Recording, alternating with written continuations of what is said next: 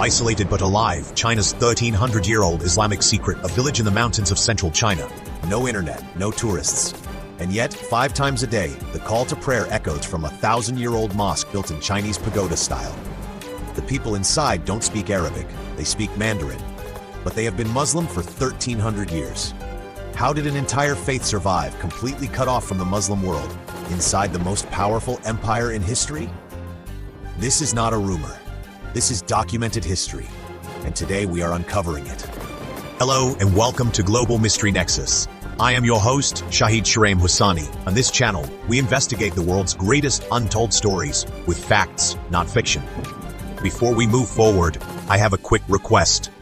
If you enjoy this video and want to support the channel, please hit the like button, share it, and subscribe so you never miss an update. Now, let's dive in. The impossible arrival, minus 650 AD. How did Islam reach China 1,300 years ago? Official Chinese Tang Dynasty records from 651 AD mention the first Arab envoys arriving in Chang'an, the capital. This was during the reign of Emperor Gaozong. They came not as conquerors but as traders and diplomats via the Silk Road. Within 50 years, Muslim merchants had permanent settlements in Guangzhou, Quanzhou, and Yangzhou. The Tang government even appointed a Fanfang system, special quarters for foreign traders with their own laws and mosques. Archaeological evidence confirms this. The Huaisheng Mosque in Guangzhou, also called the Minaret Mosque, is believed to have been founded in 627 AD. It contains a 36-meter minaret, built in the style of a Chinese watchtower. So the first secret is this. Islam did not enter China by force. It entered by trade, and China, for business, allowed it to stay. The Chinese mosque that hides in plain sight. Why do China's oldest mosques look like Buddhist temples? Travel to Xi'an today and you will find the Great Mosque of Xi'an. From the outside, it looks like a Taoist temple. Green tiles, curved roofs, courtyards, and Chinese calligraphy. There are no domes, no obvious minarets. This was intentional. From the Yuan to Ming dynasties, Muslim architects adopted Sino-Islamic architecture to survive. They followed Chinese building codes and cultural aesthetics. Inside, however, the mihrab faces Mecca. The Arabic Quranic verses are carved into wooden beams written in Chinese calligraphic style. The Great Mosque was originally built in 742 AD during the Tang Dynasty and expanded over centuries. It is proof that Muslims didn't just live in China. They became Chinese while keeping their faith. Isolation forced adaptation, and adaptation ensured survival.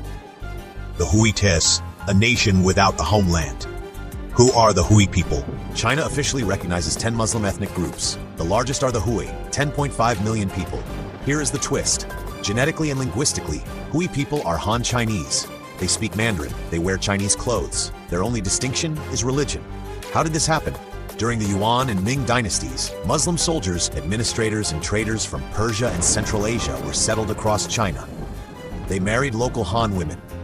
Over 10 generations, their language and culture merged. But they kept one thing, Islam. They created their own literature called Han Kitab, Islamic theology written entirely in Chinese characters. Scholars like Wang Dayu in the 1600s translated the Quran's concepts into Confucian terms so the faith could be understood. Scholars like Wang Dayu in the 1600s translated the Quran's concepts into Confucian terms so the faith could be understood. The Hui are living proof that you can be 100% Chinese and 100% Muslim. And they did it while isolated from Mecca for centuries. Surviving the Cultural Revolution. How did mosques survive when religion was banned?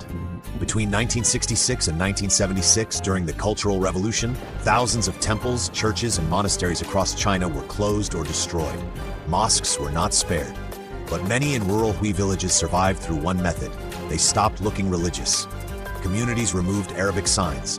They turned prayer halls into grain storage. Imams became farmers by day and taught Quran in secret at night. In Ningxia, Gansu province, known as China's Little Mecca, elderly Hui men buried their Quran copies underground. After 1978, when religious policy relaxed, they dug them up. The pages were still readable. This is why we call it isolated but alive. The faith went underground, but it never died. The community chose preservation over visibility. The 1,300-year-old Quran in Ningxia.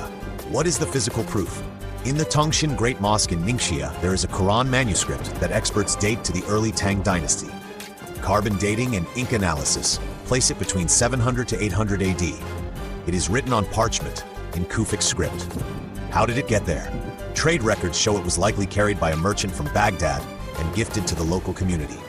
There are also stone stills from 1348 in Guangzhou with both Arabic and Chinese text, documenting Muslim burials and mosque donations. These are not legends.